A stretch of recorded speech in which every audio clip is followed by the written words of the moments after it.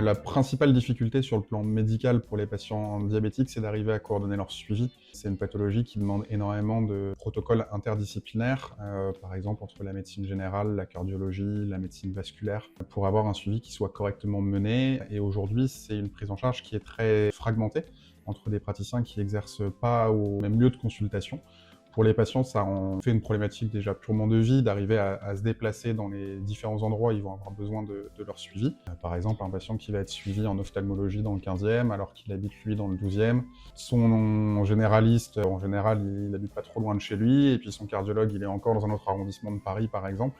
Ça complexifie énormément le parcours de soins pour le patient, d'arriver à avoir un dossier, de pouvoir le ramener à chaque praticien, etc.